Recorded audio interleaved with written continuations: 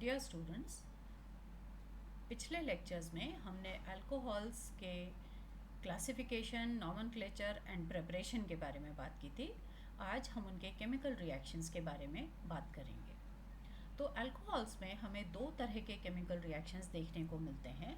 Firstly जहाँ OH bond में की ब्रेकिंग होती है, और दूसरा टाइप ऑफ रिएक्शंस जहाँ पे कार्बन OH ग्रुप का जो बॉन्ड है CO बॉन्ड की ब्रेकिंग होती है। तो फर्स्ट कैटेगरी ऑफ रिएक्शंस को हम स्टार्ट करते हैं, और सबसे पहले हम बात करते हैं अल्कोहल्स के एसिडिक नेचर की। तो अल्कोहल्स जो हैं वो वीक एसिड्स की तरह बिहेव करते हैं। ऐसा क्यों होता है? हम देखते हैं कि ऑक्सीजन और हाइड्रोजन के बीच में जो बॉन्ड है वो एक ज़्यादा इलेक्ट्रोनेगेटिविटी वाले एटम की तरफ इस OH बॉन्ड के इलेक्ट्रॉन्स डायरेक्टेड रहेंगे। तो ये जब इलेक्ट्रॉन्स ऑक्सीजन की तरफ डायरेक्टेड रहेंगे तो ये हाइड्रोजन एज हाइड्रोजन आयन निकल सकता है, जो कि आगे जा कर के हाइड्रोजन आयन को लिबरेट करेगा। तो अल्कोहल्स का जब हम रिएक्शन इलेक्ट्रोपॉजिटिव मेटल्स जैसे कि सोडियम, पोटेशियम, कैल्शियम, मैग्नीशियम के साथ करते हैं तो इस तरह से हाइड्रोजन की लिबरेशन को देखा जाता है, हाइड्रोजन रिलीज होती है।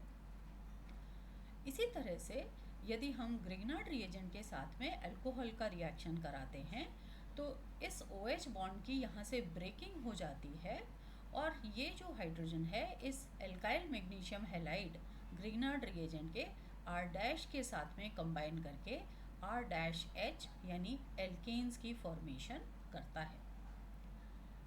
जब हम एसिडिक कैरेक्टर की बात करते हैं डिफरेंट टाइप्स ऑफ अल्कोहल्स में, तो हमने पहले बात की है कि प्राइमरी, सेकेंडरी और टर्शियरी टाइप के अल्कोहल्स होते हैं। तो एसिडिक कैरेक्टर देखने में सबसे ज़्यादा स्ट्रॉन्ग प्राइमरी अल्कोहल सबसे ज़्यादा स्ट्रॉन्ग एसिडिक कैरेक्टर शो करते हैं, जबकि टर्शियरी अल्कोहल्स सबसे वीक एसिड कैरेक्टर शो करेंगे। ऐसा क्यों होता है? वी नो टर्शरी अल्कोहल में कार्बन के ऊपर एल्काइल ग्रुप्स प्रेजेंट होते हैं जो कि इलेक्ट्रॉन रिलीजिंग होंगे।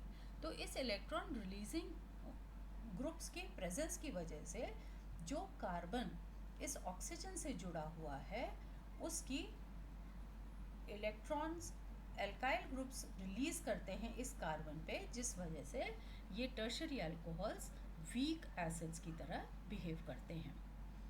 Second type of reaction where OH का बॉन्ड ब्रेक होता है वो है एस्टरिफिकेशन। हमें पता है कि अल्कोहल्स को जब हम ऑर्गेनिक एसिड्स के साथ मिनरल एसिड की प्रेजेंस में रिएक्ट कराते हैं तो एस्टर की फॉर्मेशन होती है, जैसा कि हम फर्स्ट ईयर के प्रैक्टिकल में अल्कोहल के आइडेंटिफिकेशन में भी यूज़ करते हैं इस रिएक्शन को। तो यहाँ पे हम रिएक्शन के मैकेनिज़्म की बात करेंगे। तो इस केस में हमने जैसे अल्कोहल को ऑर्गेनिक एसिड के साथ मिनरल एसिड के प्रेजेंस में जब हम रिएक्ट कराते हैं तो R' COOR यानी एस्टर की फॉर्मेशन होती है।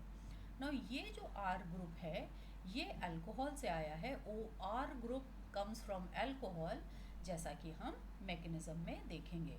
अब इस रिएक्शन में भी क्योंकि OH बॉन्ड ब्रेकिंग से इसकी फाइनल प्रोडक्ट की फॉर्मेशन हो रही है, तो इस केस में भी order of reactivity different alcohols में प्राइमरी अल्कोहल की रिएक्टिविटी सबसे ज़्यादा होगी और टर्शियरी अल्कोहल की रिएक्टिविटी कम होगी।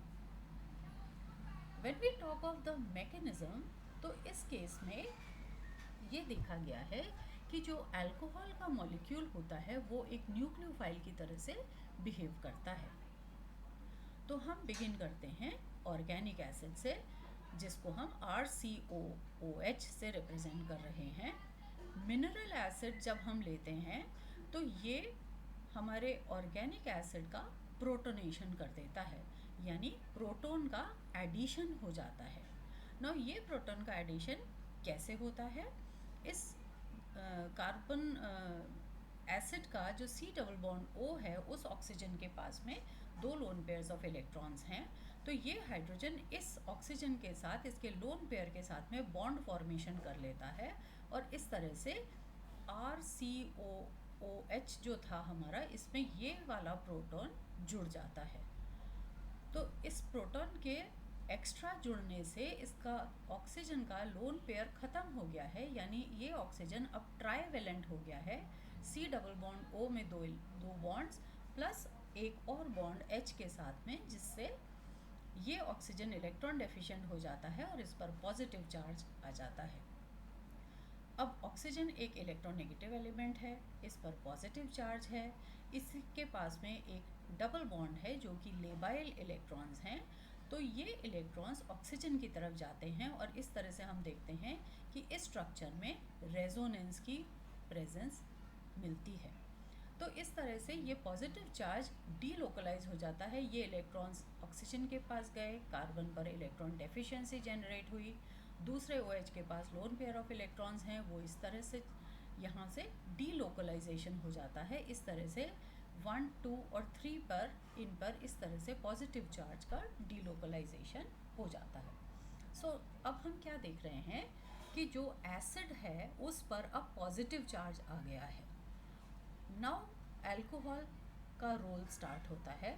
इस अल्कोहल में, जिसे हमने R-OH से रिप्रेजेंट किया है, इसके ऑक्सीजन के पास में एक लोन पेयर ऑफ इलेक्ट्रॉन है जो कि इस इलेक्ट्रॉन डेफिशिएंट कार्बन पर अटैक करता है, यानी alcohol is behaving like a nucleophile. Positively charge species पर ये R-OH का इस तरह से अटैक होता है और ये R-OH जो हमारा अल्कोहल है वो इस पॉजिटिवली चार्ज कार्बन पर अटैच हो जाता है। जब इस पॉजिटिवली चार्ज कार्बन पे ऑक्सीजन के लोन पेयर ऑफ इलेक्ट्रॉन्स ने बॉन्ड फॉर्मेशन कर ली तो कार्बन की टेट्रावैलेंसी पूरी हो गई, इसका पॉजिटिव चार्ज हट जाता है।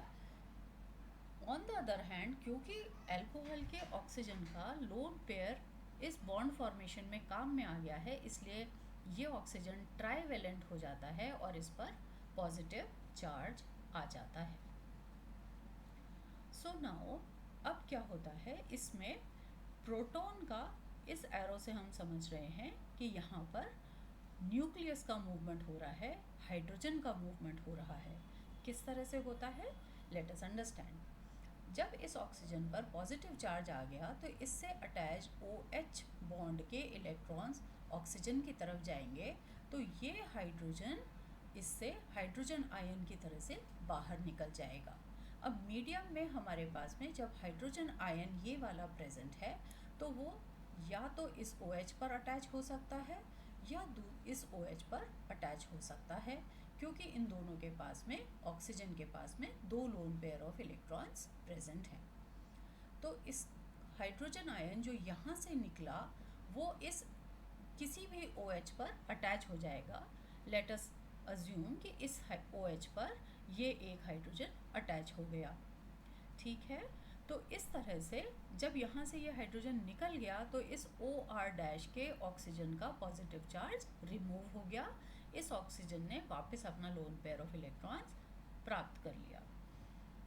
निकलने वाला हाइड्रोजन आयन यहाँ पर अटैच हो गया, ये OH अब ट्राईवेलेंट हो गया, तो क्या होगा, ये CO से अपने इलेक्ट्रॉन्स ले लेगा और इस तरह से एक न्यूट्रल मॉलिक्यूल H2O का लिबरेशन हो जाएगा, जिसे हम यहाँ पे देख रहे हैं।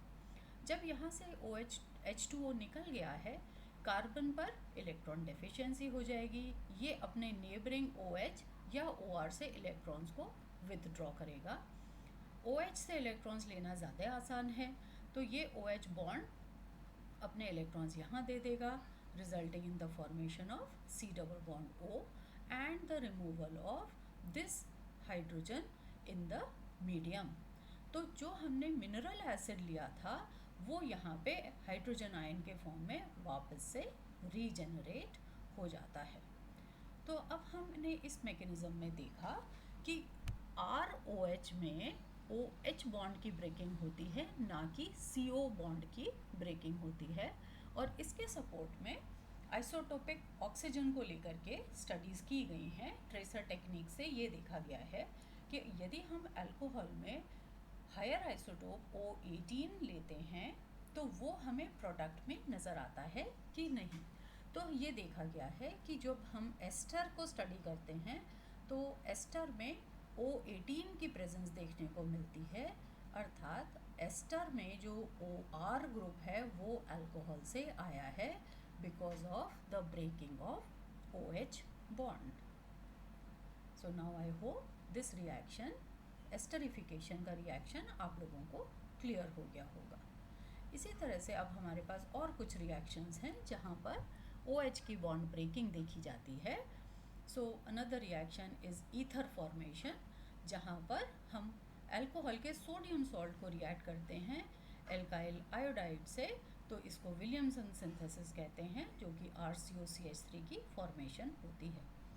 एसिड क्लोराइड्स के साथ और एसिड एनहाइड्राइड्स के साथ भी जो रिएक्शन होता है ROH का, वो हमें यही रिएक्शन शो करता है कि OH बॉन्ड ब्रेकिंग हो रही है. यहाँ से ROH से H एंड एसिड क्लोराइड या एसिड एनहाइड्राइड से Cl निकल जाएगा या OCH3 निकल जाएगा, और इस तरह से HCl या CH3COH की फॉर्मेशन होती है. द लास्ट रिएक्शन जिसमें OH बॉन्ड ब्रेकिंग हम देख सकते हैं वो है एल्काइल सल्फोनेट्स की फॉर्मेशन. जब हम अल्कोहल का रिएक्शन एल्काइल सल्फोनाइल क्लोराइड के साथ करते हैं तो HCl की फॉर्मेशन देखने को मिलती है. So this is all for today students.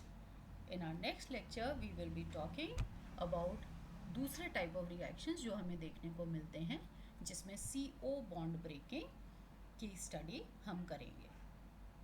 So please go through these reactions, write the mechanisms so that you are able to write it. Ester formation is an important reaction of alcohols, so please go through it.